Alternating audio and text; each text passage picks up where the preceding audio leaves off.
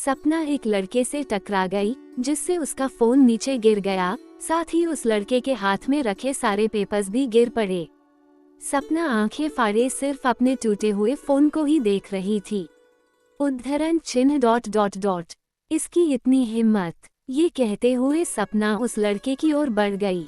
जैसे ही वह लड़का अपने पेपर्स उठाकर खड़ा हुआ, सपना ने जाकर उसका कॉलर पकड़ लिया और झकझोरते हुए बोली, आंखें नहीं हैं क्या? देख के नहीं चल सकते?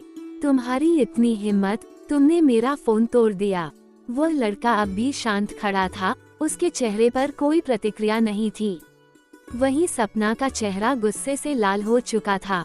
उसने आगे कहा, अब समझी, ये सब तुम लड़कों की घटिया चाल है। लड़कियों को फंसाने के नए नए तरीके सोचते हो। जहाँ खूबसूरत लड़की दिखी नहीं, वहीं अपने घटिया दिमाग की घटिया हरकतें शुरू कर देते हो। सपना तो चुप होने का नाम ही नहीं ले रही थी, लेकिन तभी उस लड़के ने उसे रोका। चुप, एकदम चुप। उसने सपना के हाथों से अपना कॉलर छुड़ाते हुए कहा, बहुत बकवास सुन ली मैंने तुम्हारी, अब एक शब्द और नहीं। तुम्हारा फोन तुम्हारी गलती की वजह से टूटा है। ये कॉलेज है, कोई पार्क नहीं, जहाँ तुम यूं ही घूम रही थी। मुझे कोई फर्क नहीं पड़ता कि तुम खूबसूरत हो या नहीं, क्योंकि तुम जैसी लड़कियों में मेरी कोई दिलचस्पी नहीं है। ये कहकर वह लड़का वहाँ से चला गया। वहीं सपना उसकी बातों से अब भी हैरान थी। ये लड़का मेरी ही आंखों के सामने मेरी बेइज्जती करके चला गया। इसकी इतनी हिम्मत, देख लूंगी मैं इसे। ये भी इसी कॉलेज में है और मैं भी छोड़ूंगी नहीं इसे। वो गुस्से में बड़बड़ाए जा रही थी, तभी वेदिका वहां आ गई। उसने सपना को इस हाल में देखा और कहा, क्या हो गया तुझे? मेरे जाने से पहले तू खिला हुआ गुलाब थी, और अब मेरा आना हुआ नहीं कि तेरा चेहरा मुरझाया हुआ सा लग रहा है। सपना ने अपना टूटा हुआ फोन उसे दिखाया तो वेदिका ने पूछा, तेरे फोन की ये हालत किसने की? सपना का चेहरा गुस्से और दर्द से भरा हुआ था। उसने रोनी सी सूरत बनाकर कहा, था कोई पागल, जिससे टकराने से मेरा फोन जमीन पर गिर गया और चकनाचूर हो गया, और उसने मुझे सॉरी तक नहीं कहा। जब सपना ने पूरी बात बताई तो वेदिका चौंकते हुए बोली, था कोई पागल, जिससे टकराने से मेरा फोन जमीन पर गिर गया और चकनाचूर हो गया, और उसने मुझे सॉरी तक नहीं कहा। जब सपना ने पूरी बात बताई तो वेदिका चौंकते हुए बोली, क्या तूने उसे ये सब कहा? सपना, तू पागल है क्या? वो तो शरीफ इंसान था, जिसने तेरी बदतमीजी पर थप्पड़ नहीं मारा। अगर उसकी जगह कोई और होता तो 3-4 थप्पड़ मार चुका होता। दी, आप मेरी बहन होकर उसकी साइड ले रही हो। जाए, मैं आपसे बात नहीं करती। ये कहकर सपना ने मुंह फुला लिया। बंद कर ये नौटंकी, पहले ही बहुत देर हो चुकी है। अब चल, मुझे स्कूल भी जाना है, फिर तेरा फोन भी तो ठीक करवाना है। ये कहते हुए वेदिका ने स्कूटी स्टार्ट की और सपना पीछे आकर बैठ गई। DAV school, Patna. वेदिका ने सपना को एक कैफे पर छोड़ा और खुद स्कूल आ गई। वहां उसने गार्ड से प्रिंसिपल के केबिन का रास्ता पूछा और केबिन की ओर बढ़ गई। दरवाजा खटखटाया, अंदर से कड़क आवाज आई, कम इन। वेदिका ने अंदर आकर कहा, hello sir, I am Vedika, Vedika Vyas. Oh, आप ही Vedika Vyas, please have a seat. Principal ने बैठने का इशारा किया। वेदिका चेयर पर बैठी और एक लिफाफा सामने बढ़ा दिया। प्रिंसिपल ने लेटर पढ़ा और चश्मा ठीक करते हुए कहा, वैसे तो मुझे आपका लेटर पहले ही मिल गया था मिस व्यास। हमें खुशी होगी अगर आप हमारे साथ काम करेगी। आप जब चाहें ज्वाइन कर सकती हैं। मुझे भी आप सबके साथ काम करके बहुत खुशी होगी, तो फिर मैं कल से ही ज्वाइन कर लेती हूँ, वेदिका ने मुस्कुराकर कहा। जैसा आप ठीक समझें, हम आपका ऑफर लेटर आपको मेल कर देंगे, प्रिंसिपल बोले। वेदिका ने उत्तर दिया, आपसे मिलकर अच्छा लगा सर, अब मैं इजाजत चाहूंगी। वेदिका उठकर बाहर निकल गई। कैफे। वेदिका उसी कैफे पहुंची जहां सपना को छोड़ा था। सपना मुंह लटकाए, एक हाथ से चेहरा थामे अपने टूटे फोन को निहार रही थी, मानो वो फोन नहीं, उसका टूटा दिल हो। वेदिका उसके पास बैठते हुए बोली, अब जरा कोप भवन से बाहर आ बहना, तेरे ऐसे घूरने से वो सही नहीं हो जाएगा। दी, मुझे अभी इतना गुस्सा आ रहा है, अगर वो लड़का मेरे सामने आ जाए तो मैं उसकी टांगे तोड़ के हाथ में रख दूंगी। अब बस भी कर, कुछ भी बोलती रहती है। वेदिका ने वेटर को 2 कॉफी लाने के लिए कहा। सपना ने वेदिका से पूछा, दी, मैं तो अपने गुस्से के चक्कर में सब भूल ही गई, आपके इंटरव्यू का क्या हुआ? होना ही क्या था, आज ऑफर लेटर मिल गया और कल से ज्वाइनिंग। तब तक वेटर भी कॉफी ले आया। दोनों ने कॉफी पी, फिर सर्विस सेंटर जाकर फोन ठीक करवाया। वेदिका का घर पहुंचते ही सपना ने सबसे पहले सबको ये खुशखबरी दी। सब बहुत खुश हुए। चलो अच्छा है, हम आज रात को तुम दोनों की पसंद का बादाम का हलवा बनाएंगे, पार्वती जी ने कहा तो सपना उनके गाल पर किस करते हुए बोली, लव यू मम्मी, चलो जाकर चेंज कर लो, थक गए होगे, शंकर जी बोले। हाँ, जाकर थोड़ा आराम कर लो, बाकी बातें बाद में करेंगे, पार्वती जी ने कहा। वेदिका मना करते हुए बोली, नहीं मम्मी, पहले मार्केट चलते हैं, कल से ज्वाइनिंग है, फिर समय नहीं मिलेगा, ऐसे में आप अकेले सब कुछ कैसे करेगी? पार्वती जी मुस्कुरा दी, आप लोग जाओ, मैं बहुत थक गई हूँ, मैं अपने कमरे में जा रही हूँ। ये कहकर सपना अपने कमरे में चली गई। पार्वती जी ने कहा, बेटा अभी अभी तू थका कर आई है, हम बाद में मार्केट चले जाएंगे। मम्मी, कल से ही ज्वाइनिंग है, फिर मुझे भी वक्त नहीं मिलेगा, ऐसे में आप अकेले सब कुछ कैसे करेगी? वेदिका ने कहा तो पार्वती जी मुस्कुरा दी। योजक चिन्ह योजक चिन्ह योजक चिन्ह। शाम का वक्त, मार्केट। वेदिका और पार्वती जी ने मिलकर पहले घर का कुछ जरूरी सामान लिया। मार्केट घूमने के बाद वे सब्जियां लेने लगी। मार्केट में बिल्कुल वैसी ही भीड़ थी जैसी आमतौर पर देखने को मिलती है। पार्वती जी एक सब्जी वाले के पास गईं और सब्जियां चुनते हुए बोली, ये टमाटर कैसे दिए भैया? 80 रुपये किलो, जरा 1 किलो तोल देना, पार्वती जी ने कहा और साथ ही दूसरी सब्जियां भी लेने लगी। वहीं वेदिका आसपास की सुंदर दुकानों को देख रही थी। उस मार्केट में कुछ लोग ऐसे भी थे जो सिर्फ दूसरों की परेशानी बढ़ाने के लिए खड़े थे। 2-4 लोगों के साथ शमशेर सिंह का खास आदमी लल्लन मौजूद था। वे चारों ओर आती जाती महिलाओं को परेशान कर रहे थे। कभी किसी लड़की का दुपट्टा खींच लेते तो कभी जबरदस्ती बिना मर्जी के किसी औरत के बदन को छूने की कोशिश करते, मगर वहां खड़े लोग उन्हें कुछ भी नहीं कह रहे थे। चारों में से जब एक की नजर वेदिका पर गई तो उसने लल्लन से कहा, का माल है भैया, लगता है ये शहर में नई आई है। उसके कहने के बाद लल्लन ने जब वेदिका की ओर देखा तो वह पार्वती जी के साथ सब्जियां लेने में उनकी मदद कर रही थी।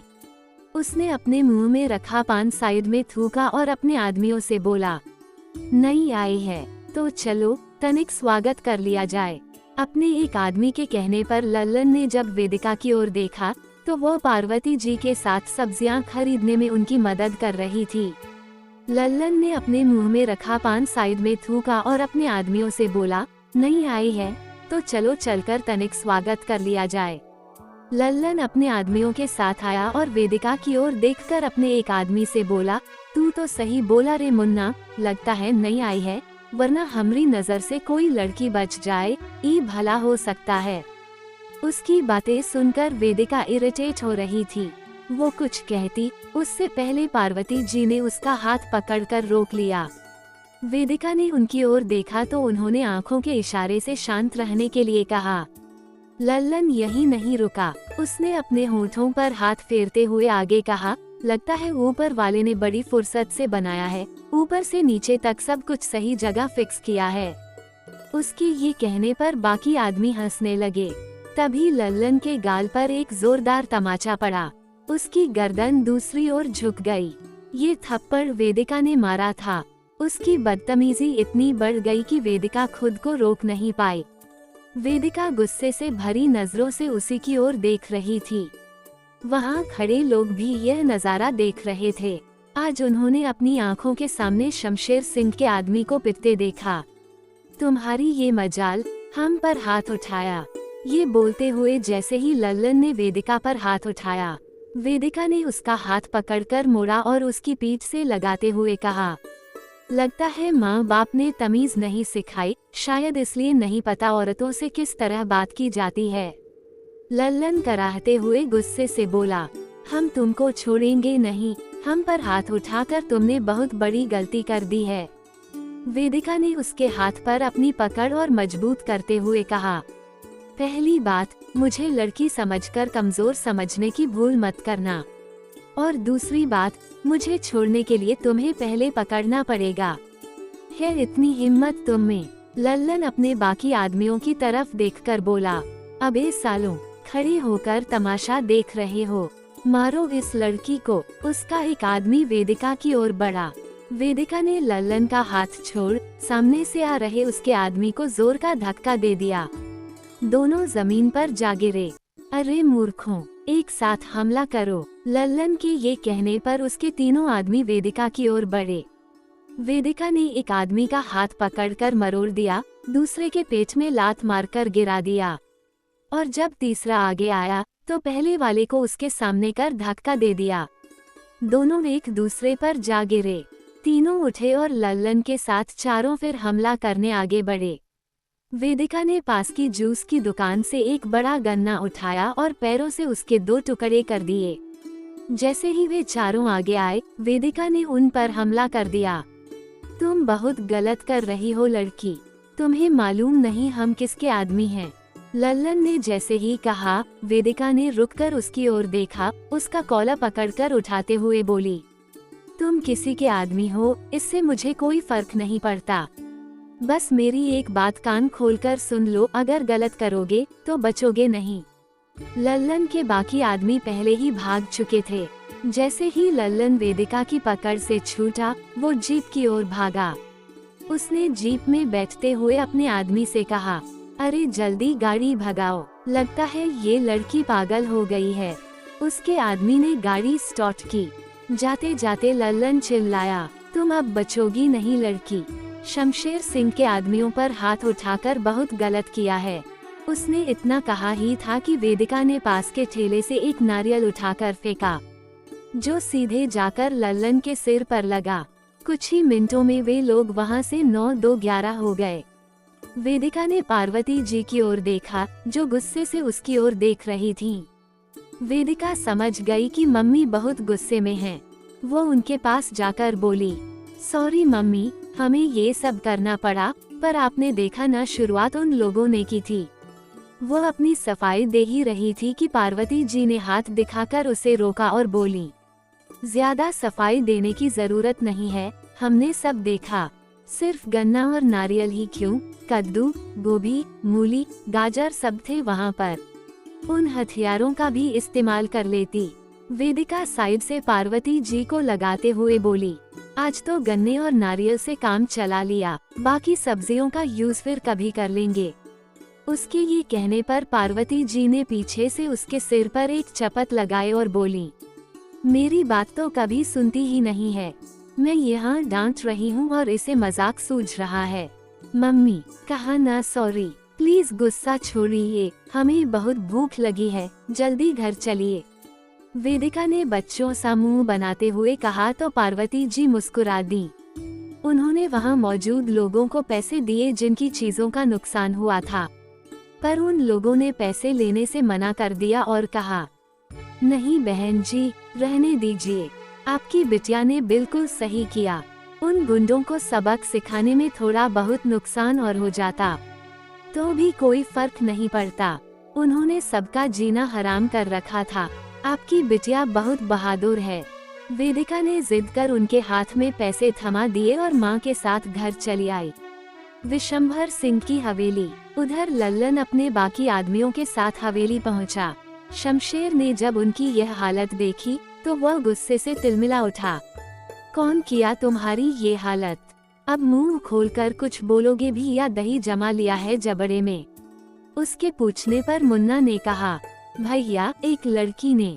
उसने इतना कहा ही था कि शमशेर हैरानी से उसकी ओर देखते हुए बोल पड़ा, क्या बोला? एक लड़की? सालों, तुम एक लड़की से पिटकर आ गए। कौन थी वो लड़की? पता नहीं भैया, वो लड़की कौन थी? इस शहर में पहली बार ही देखे हैं उसे। मारती बहुत जोर से है। लड़ते वक्त तो बिल्कुल दुर्गा माँ का अवतार लग रही थी। मुन्ना की बात पूरी भी नहीं हुई थी कि शमशेर ने उसके गाल पर जोरदार तमाचा जड़ते हुए कहा, एक तो मार खाकर आए हो, सरे बाजार हमारी इज्जत की धज्जियां उड़ाकर आए हो, ऊपर से हमारे सामने उसी लड़की की तारीफ कर रहे हो। लल्लन, जो अब तक चुप था, बोला, भैया उस लड़की को किसी से डर नहीं लगता, बला की खूबसूरती के साथ बहादुरी भी है उसमें। शमशेर गुस्से में उसकी ओर बढ़ा, उसका कॉलर पकड़ते हुए बोला, अब इससे पहले कि हम तुम्हारे चेहरे का नक्शा बिगाड़ दें, हमारी आंखों के सामने से दफा हो जाओ सब के सब। वो चारों जाने ही लगे थे कि शमशेर ने पीछे से आवाज लगाई, रुको, जाते जाते हमारी एक बात कान खोलकर सुन लो, जितनी जल्दी हो सके उस लड़की को ढूंढो, जरा हम भी तो देखें इस शहर में ऐसा कौन आ गया है जो हमारे आदमियों को पीट कर चला गया। और सुनो, उसे जिंदा पकड़कर ही हमारे सामने लाना।